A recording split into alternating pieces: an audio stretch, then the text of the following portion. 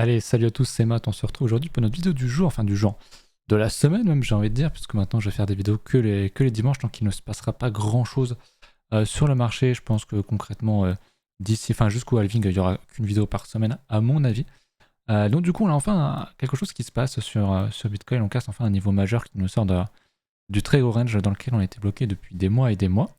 Je vous remercie d'abord pour les retours sur la vidéo précédente de la semaine dernière où je n'avais pas sorti de vidéo depuis un mois, je crois, quelque chose comme ça. Donc merci, les retours ont été très bons, j'étais assez agréablement surpris, donc merci aux fidèles et merci à vous. Avant de parler de Bitcoin, de l'analyse technique, etc., on va faire autre chose. Je vais vous parler de Plena, avec qui je vais rentrer en collaboration. Je vais vous sortir un thread d'ailleurs sur le compte de la baleine. On le reverra peut-être la semaine prochaine où il y aura un petit peu plus de détails, ce sera écrit. Ce sera peut-être plus évident pour certains. Mais en gros, sur les 6 prochains mois à peu près, je vous en parlerai une fois de temps en temps en vidéo, une ou deux fois dans le mois, et je vous ferai quelques tweets aussi. Je vais vous expliquer ce que c'est, en quoi consiste le projet, pourquoi est-ce que je l'ai rejoint concrètement. Alors Plena, bon, c'est quand même déjà un truc qui existe depuis un petit moment, qui est déjà pas mal suivi. Plena, en gros, c'est une application, ok, c'est très simple, qui va comment dire, interagir avec la DeFi. Sauf que il y a quelque chose qu'ils ont fait en premier, même avant Ether, je crois. Ou alors ils en ont parlé avant Ethereum, ou alors ils ont sorti enfin leur produit avant ce qui se fait du côté de Vitalik. C'est qu'en gros, il y a une technologie qui s'appelle le Account Abstraction. Donc en français, c'est l'abstraction de compte. C'est une tech qui vous permet de payer des frais, ok, donc vos fees des blockchains, avec un seul et même token. Et c'est pas leur token Plena, ok, c'est pas leur token, c'est pas du tout contraignant sur ce point. En gros, ça vous permet de, je sais pas moi, de faire une transaction sur la BSC, ok, et de payer les fees tout simplement en Matic. Et de faire toutes vos transactions, par exemple, en Matic. De n'avoir qu'un seul jeton pour payer les gaz, les gas fees. Et ça, c'est vachement intéressant parce que ça vous évite plein de choses, comme d'attendre un quart d'heure pour faire les transactions, parce que du coup, les transactions sont extrêmement rapides, ok, elles se font quasi instantanément. Donc pas besoin d'attendre, pas besoin de faire plusieurs transactions pour aller chercher des miettes de crypto pour aller payer le gaz de telle ou telle blockchain. Bien sûr, ça soulage aussi la blockchain et puis notre utilisation personnelle où on n'a pas besoin d'avoir des wallets par-ci par-là, on peut tout avoir au même endroit et surtout une seule crypto pour pouvoir payer un petit peu tout ce dont on a besoin. Donc ça marche bien. Je vais vous montrer après l'application, je l'ai sur mon PC, je pourrais vous montrer 2-3 trucs. Et j'ai pas mis d'argent dessus, mais peut-être pour la prochaine fois on fera peut-être une transaction. Mais en gros, ça te permet de swap, par exemple, même bridge d'ailleurs, par exemple, swap des USDT en BTC, donc en wrap BTC, en WBTC, en un seul clic. Concrètement, t'as pas besoin de faire une transaction sur notre blockchain, de faire un bridge, de revenir à l'autre, etc. Et tout ça en payant les frais avec de l'USDT, par exemple. Donc ça, c'est quelque chose qui marche vraiment bien. Je trouve que c'est une tech qui est intéressante, surtout pour le monde de la DeFi, où chacun développe sa solution de son côté, chacun a sa blockchain.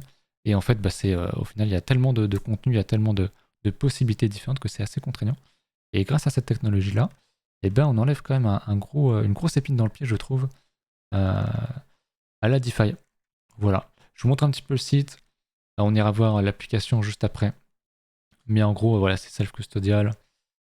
Évidemment, c'est un wallet qui est sur le téléphone, donc il n'y a pas de souci là-dessus. Je voulais montrer aussi un petit peu le document qu'ils ont fait pour être sûr de n'avoir rien oublié. C'est en développement, ça fonctionne déjà très bien, faut le savoir, on verra tout à l'heure qu'il y a quand même déjà pas mal de transactions. Ça, j'en ai parlé. Ça, j'en ai parlé aussi. Pas besoin de token. Alors, ils ont bien un token, hein. D'ailleurs, ils sont encore en levée de fonds.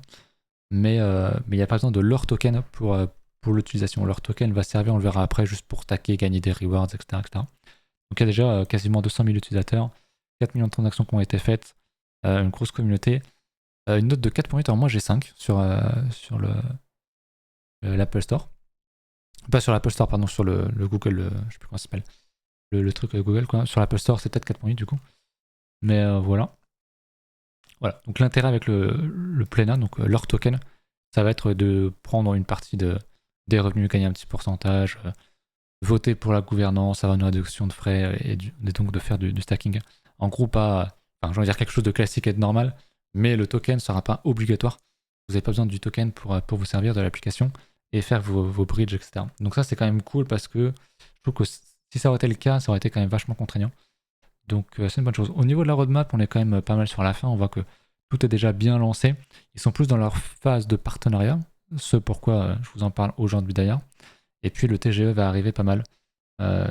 Donc ça va arriver, je crois que c'est prévu pour fin d'année plutôt que 2024. C'est à suivre.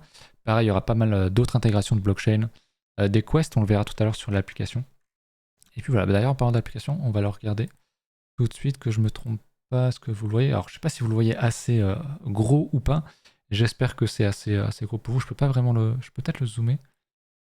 Ouais, pas vraiment. Je peux pas vraiment en faire grand chose. Mais en gros, voilà, donc c'est bien cette application-là, Plena Crypto Super App. Ok, donc moi j'ai 5 de notes, plus de 100 000 téléchargements. Donc sur un fond blanc, c'est celle-ci. Et puis une fois qu'on est dans l'application ici, voilà à quoi ça ressemble. Donc ça ressemble à un wallet, j'ai envie de dire, assez classique. On voit que j'ai pas mis de dollars dessus, enfin j'ai pas mis de crypto dessus. J'ai juste créé je crois que ça s'appelle un PNS, je suis pas sûr, un point... c'est pas PNS, je sais plus ce que c'est. Mais en gros, voilà, pour me permettre d'avoir un labelen.plena, qui va être donc mon adresse. Donc on peut évidemment acheter, vendre, recevoir les choses classiques, hein, avec, si je veux recevoir sur Polygon, on me donne un QR code, etc. Ça marche très bien. Au niveau du référent, d'ailleurs, je ne l'ai pas dit, mais vous pouvez gagner 15 $ en passant par mon lien à partir du moment où vous faites une seule transaction, qu'importe la blockchain et qu'importe le montant, vous pouvez même faire une transaction de 10 centimes. Vous recevrez quand même vos 15 $ de Plena. D'ailleurs, voici le code, j'espère ne pas oublier de vous le copier-coller en description, mais sinon c'est DBD9-2F22-634. Donc voilà, il faudra juste le copier quand vous quand vous téléchargez l'application, vous aurez un endroit pour mettre le référent code. Si jamais vous voulez bénéficier des 15%, des 15 $, pardon. Voilà, donc pour envoyer, c'est bon, c'est une chose qui marche très bien. PNS, c'était bien ce que je disais.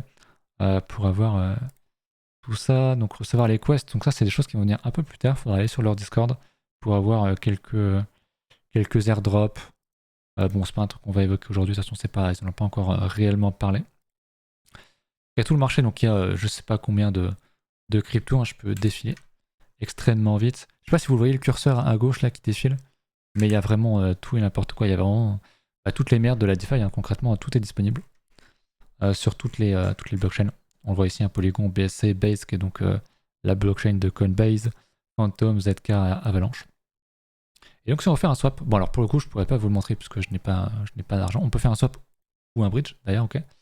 Mais admettons, je veux passer mes USDT Polygon, on va revenir plutôt sur le swap. Mes USDT sur Polygon je sais pas moi, en autre chose, j'aimerais bien un truc que je connais. Il y en a tellement des cryptos que c'est l'enfer. Tout à l'heure, j'avais fait un truc au hasard comme ça, j'étais tombé sur le Ape.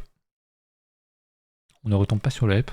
Mais voilà, admettons un maker, et ben on peut faire la transaction. Voilà, je peux pas faire le swap parce que j'ai pas de fonds. Mais du coup, tout se fait en une seule transaction. Qu'importe si vous n'avez pas le gaz natif des blockchains, vous pouvez tout le faire d'un coup. Et donc c'est sympa. Il y a aussi bien sûr un portefeuille. Je vous passe tout ça. Mais en gros, voilà, l'application fonctionne. Vous pouvez faire vos wallets, vous pouvez tout créer. Il y aura plus tard aussi. Je ne l'ai pas dit, mais c'est évidemment en développement. Mais dans la suite de la roadmap, il y aura donc intégration d'autres blockchains, je l'ai dit. Le portfolio est pas encore là, ça va arriver. Il y aura pas mal de fonctionnalités aussi, du coup, une marketplace NFT. Je crois qu'on peut encore faire 2-3... On peut en recevoir actuellement, mais je crois qu'ils vont encore le développer. Et puis il y aura aussi pas mal d'options au niveau du trading, notamment du perp trading, donc du perpetual trading, donc des futurs. Donc, et d'autres outils, notamment du DCA, etc. Donc c'est assez sympa, je trouve que ça fait un peu... c'est marrant parce que ça fait un peu penser à une... porte bien son nom, à une super app où on peut tout faire dessus. Un petit peu comme ce que veut Elon Musk avec une application X dans le futur. Mais là, évidemment, très orienté crypto et DeFi. Donc, moi qui ne suis pas un très grand utilisateur de la DeFi, notamment parce que c'est très compliqué, ce genre d'application, c'est mon avis de noob, hein, rend quand même les choses beaucoup plus faciles et beaucoup moins contraignantes. Vraiment, l'idée, c'est qu'en quelques clics, t'es tout rapidement et sans à galérer à avoir chopé des miettes de Avax, de Matic, de trucs de BNB et tout pour faire toutes tes transactions. Donc personnellement, je pense switcher sur cette application-là. puisque j'en ai d'autres, mais bah, il n'y a pas toutes ces possibilités de faire de bridge ou quoi. C'est très compliqué. Alors je viens de prendre mon téléphone, donc c'est normal que ça fasse ça. Désolé. Enfin bref, voilà, j'espère que c'est quelque chose qui peut éventuellement vous tenter. Donc n'hésitez pas, je vais vous remettre le code vite fait. Pour ceux qui le veulent, j'ai peur de ne pas pouvoir le copier-coller. Enfin, je peux pas le copier-coller. Ah bah j'ai pu le... Il a pu mettre le... C'est ici, je crois. Le référent DB D9 2F 22634. Si jamais vous voulez l'écrire, je vais essayer de vous le mettre en description si jamais j'y pense. Mais j'ai peur d'oublier. Donc comme ça, vous l'avez sous les yeux. Et ça se termine à la fin d'année. Voilà, donc je vous en reparlerai. On fera des choses peut-être en direct sur Twitch ou carrément même sur YouTube. On en reparlera avec plaisir. On va revenir du coup à ce qui nous intéresse le plus, à savoir l'analyse technique. Donc Bitcoin, on en a parlé. Il casse un très gros niveau, c'est sympa. Je voulais quand même voir peut-être en daily concrètement comment ça se matérialise. Hop, on casse très largement ce niveau-là. Ce qu'il faut surtout pas maintenant, c'est qu'on vienne, évidemment réintégrer ce niveau-là. Okay, si on réintègre ça, ça sent vraiment pas bon. Pour moi, c'est plus une opportunité d'achat. Ce serait vraiment un très beau niveau de venir retester pour choper un achat et aller chercher des niveaux beaucoup plus hauts derrière. Mais si on réintègre ça, les alts, d'ailleurs, je l'avais dit sur Twitter, les alts se feront vraiment déchirer parce qu'elles ont quand même beaucoup de mal. On va le voir, j'en suis sûr. Mais la dominance a dû encore exploser. Donc, faudra surveiller. Évidemment, tout ça, je voulais regarder un petit peu au niveau du crypto bubble. Aujourd'hui, quand même, le AXS en plus 16%, AAV 5.8, il y en a quand même pas mal qui pètent. Ça fait plaisir. Malheureusement, c'est pas trop les miennes. Et j'ai un petit peu cette non-chance là. Mais voilà, je voulais on va regarder les cryptos que vous m'aviez demandé de regarder. J'en ai noté quelques-unes. Mais avant ça, moi j'en ai noté quelques-unes aussi de mon côté. On a ici le ZIL. J'en ai parlé longuement le cycle précédent, puisque c'était une de mes altes. Je vais mettre ça en déviation bottom. Je l'avais acheté là-dedans. J'avais vendu un peu trop tôt ici, malheureusement. Mais voilà, on fait une très belle déviation d'un très beau range en bas. On réintègre, c'est super. Et surtout, on fait une figure. On fait un pattern ici, ok. On fait un petit double bottom. On valide après une déviation. Franchement, c'est du très très propre. Il y a un monde où on a un bottom ultime ici. Pour moi. Maintenant, c'est effectivement Bitcoin dump. Il y a de fortes chances pour que le ZIL tombe et vienne rechercher en fait des niveaux beaucoup plus bas. On va revenir rechercher ces niveaux-là. Pour moi, c'est le second niveau. Je cherche, non, c'est pas ce que je voulais faire. Je sais pas, juste une zone grise, là, zone blanche, voilà. C'est un peu le second niveau où j'estimerais que ça pourrait être un ultime bottom, entre guillemets.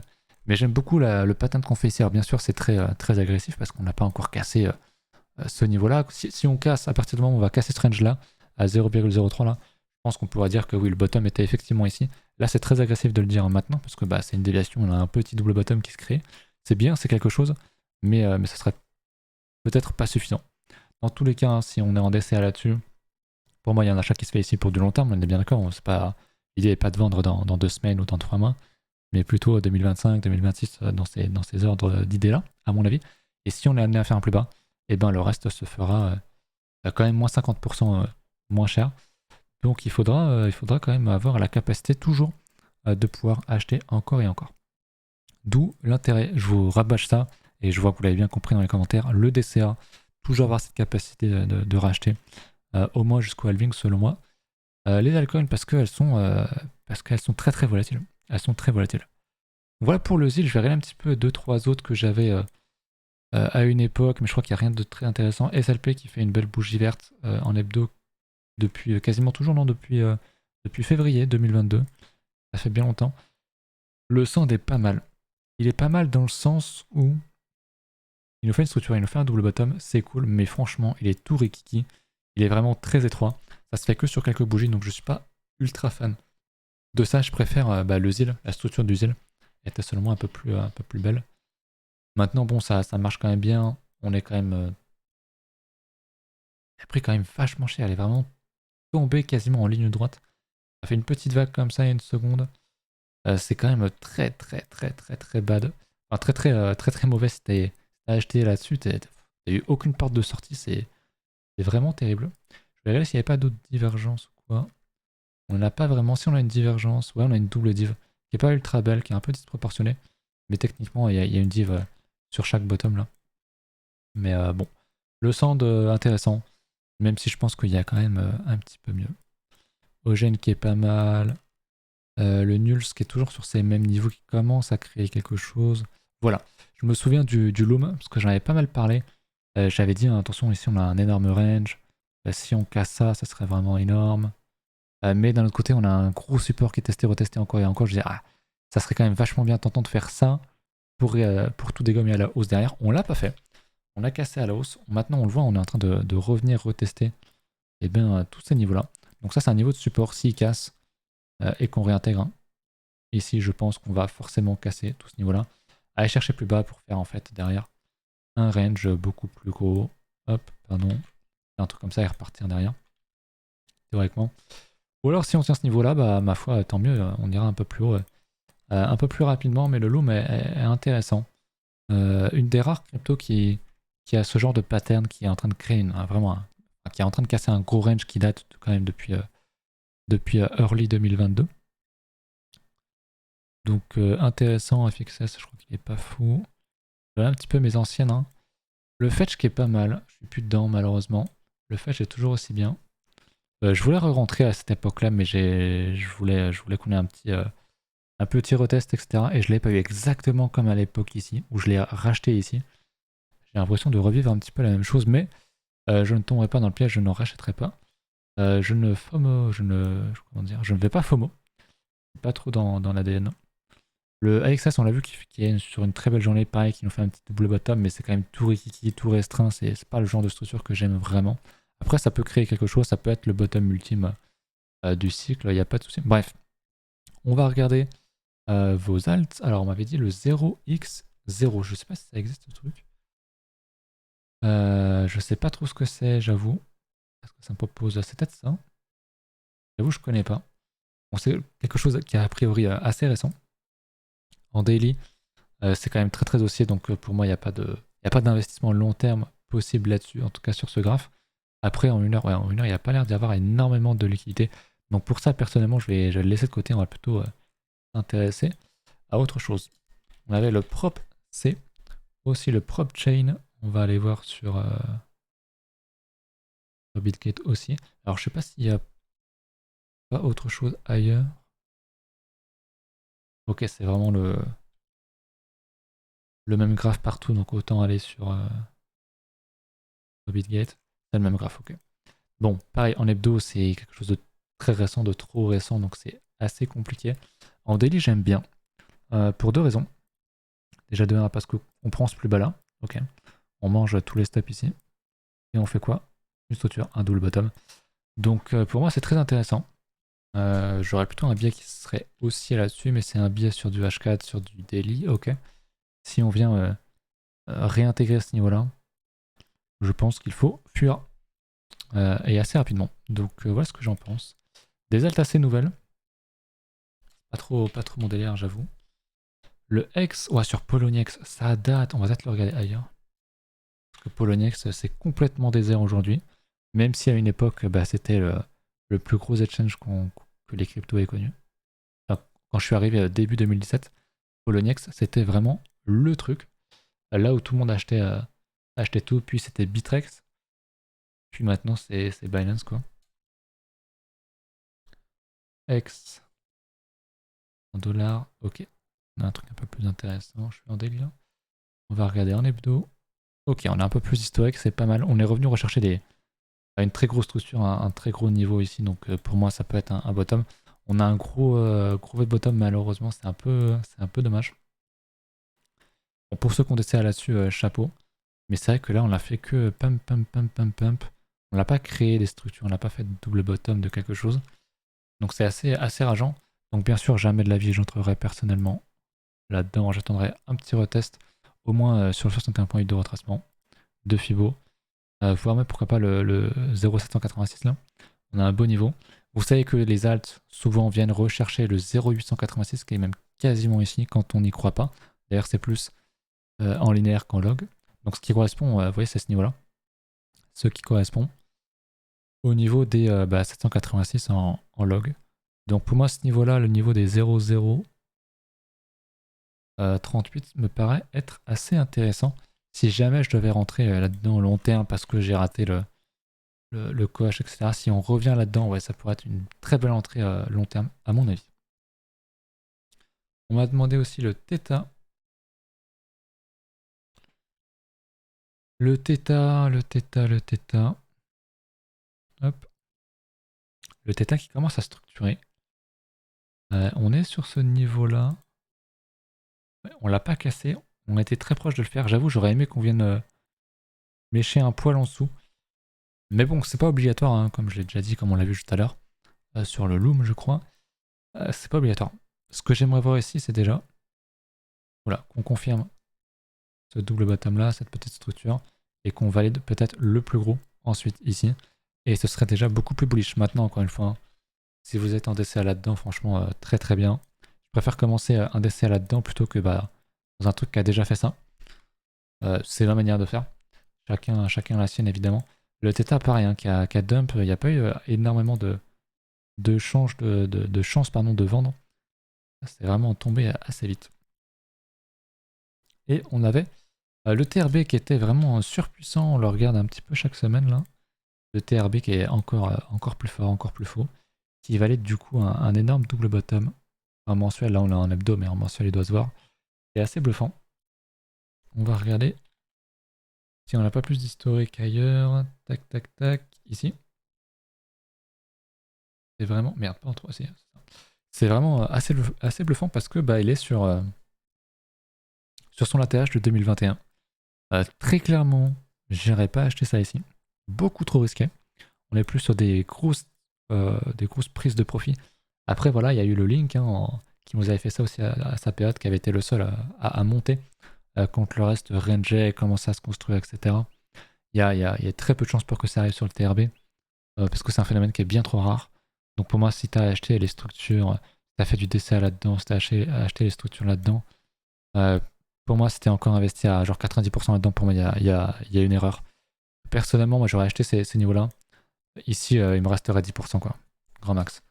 Donc voilà. Chacun voit midi à sa peur, chacun fait comme il veut. Évidemment, ce n'est pas un conseil en investissement, c'est juste ce que moi je fais, parce que là, très clairement, si je sors de l'argent là-dedans, c'est ce que je vous ai expliqué, ce que j'avais fait dans le dernier bull run, c'est que les premiers qui surperf, je les avais vendus pour justement remettre sur les autres qui n'avaient pas encore pété.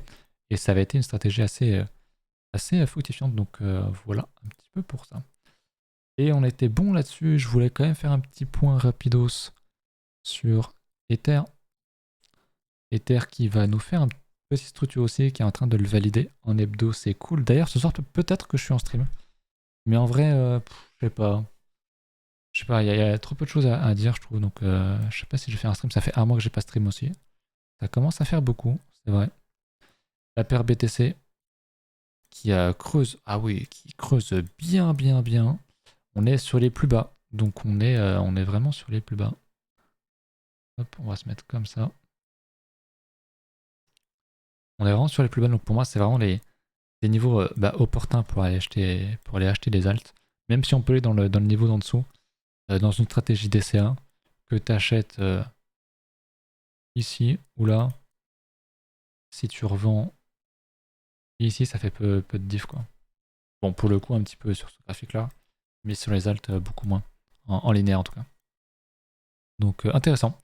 On est vraiment sur des niveaux vraiment très très bas, même si on peut bien sûr encore descendre et rechercher des niveaux encore plus bas sur EtherBTC. Mais BTC est tellement puissant, ça va se voir à sa DOM, hein, du coup, j'ai même pas eu à regarder ce graphique là, ou le graphe de la DOM, mais c'était assez évident. Donc on est venu compléter totalement ma première target. Je pense qu'on va se diriger vers la seconde et aller chercher les 57% de dominance sur le Bitcoin. Très très fort, un Bitcoin qui prend vraiment tout l'intérêt. Normal, de toute façon, dans un début de run, c'est d'abord Bitcoin qui pète, ensuite les autres. Mais là, j'avoue, c'est quand même très très fort. Après, il faudra voir si effectivement il va confirmer à garder sa dominance, parce que s'il continue de monter et qu'il nous fait du coup un range derrière pour le halving pour péter plus tard, il va prendre énormément de dominance. Mais à la fois, s'il réintègre, tu peux être sûr que les autres alts, il y a un très gros pourcentage de chance pour qu'elles se fassent déchirer plus que Bitcoin ne se fasse détruire. et que donc bah, du coup la dominance continue de monter quand même. Donc je pense qu'il y a quand même beaucoup de scénarios favorables pour qu'on aille plus haut sur la dominance. Maintenant, si on commence à inverser et à réintégrer ces niveaux-là, très clairement, je pense qu'on a eu un top ici. Voilà un petit peu pour ça. Est-ce que j'ai autre chose à évoquer? Je ne crois pas. On va regarder peut-être vite fait tout ce qui va être dollar. On est sur les mêmes niveaux. En gros, je pense pas en reparler avant un petit moment. On avait bien pris les plus hauts, j'en ai parlé. Est-ce qu'on va faire une déviation ici? Je ne sais pas. On l'avait tenté en tout cas de réintégrer plus bas, ça aurait été pas mal. Mais toujours est-il que, bah, honnêtement, vu la gueule du dollar et vu ce qui se passe sur les cryptos, on s'en sort quand même plutôt bien parce que Bitcoin s'en sort quand même vachement bien. Parce qu'en théorie, avec une telle montée du dollar, on devrait avoir un très gros dump sur Bitcoin, mais il tient bien et ça fait plaisir. Ça fait grave plaisir. Contrairement à la dernière fois quand il était tombé, je crois que c'était par ici. Je sais plus c'était quand, mais sur l'affaire FTX où bah, le dollar tombait fortement. Et du coup, c'était propice pour les cryptos. Et bam, FTX qui rock tout le monde et du coup qui plonge le marché dans, euh, dans les tréfonds. Je voulais vous parler d'autre chose, mais je sais plus c'était quoi. Ah oui, ici peut-être au niveau hop, de coin analyse. Il n'y a pas grand chose à noter à part qu'on a tué énormément de monde sur le top. On voit qu'on a perdu beaucoup d'opportunités. Ça commence à rush un petit peu d'ailleurs sur le graphe en 1 heure là. On voit qu'il y a pas mal de positions qui s'ouvrent. J'ai pas l'impression que ce soit. J'ai pas forcément de biais. J'ai pas. Avec ce que je vois sur le CVD, ça a l'air d'être assez cohérent. Donc pour l'instant, j'ai pas grand chose à dire. À part que ça a l'air de pas mal vendre ici. Je pense qu'on pourrait aller plus haut et continuer la tendance haussière, tout simplement. Voilà pour ça. Je voulais vous montrer. Ah oui, si. Je me souviens, est-ce que c'était ça? Oui. Je voulais vous montrer le Fear and Greed Index que vous voyez pas en entier ici, mais on est à 72% d'ailleurs si je vous mets. Hop, ça sera un peu plus agréable. On est donc à 72%, ce qui est un plus haut depuis bien longtemps. Plus haut atteint depuis un très très très bon moment, je pense. Donc il y a de l'intérêt. Ce qui ne veut pas dire qu'on a un top forcément ici, là, maintenant, ok. Mais ça montre bien qu'il y a quand même un petit peu plus d'intérêt actuellement. Qu'à l'époque, les gens y croient un peu plus à la hausse. Maintenant, attention. Hein. Pour moi, il n'y aura pas de bull run avant le halving. Il y a peu de chances pour qu'on fasse un ATH avant le halving, parce qu'on l'a jamais fait. D'ailleurs, c'est peut-être pour ça qu'on va le faire ici. Faut toujours l'avoir en tête. Mais bon, je pense qu'il y a encore pas mal de structures à choper. Je pense qu'on va choper un nouveau range, quelque chose dans ce sens-là, dans ce genre-là qu'on a eu ici. Peut-être plus haut, peut-être un peu plus bas. Mais je pense pas qu'on aille péter tout de suite à la hausse, à mon avis. Voilà. Écoutez, je vous laisse là-dessus. J'espère que la vidéo n'aura pas été trop longue. Encore une fois, si vous êtes intéressé par Plena, bah, n'hésitez pas à aller prendre le lien référal qui est ici. Je vous le mettrai en description aussi, j'y pense. Et puis voilà. À la prochaine. Salut.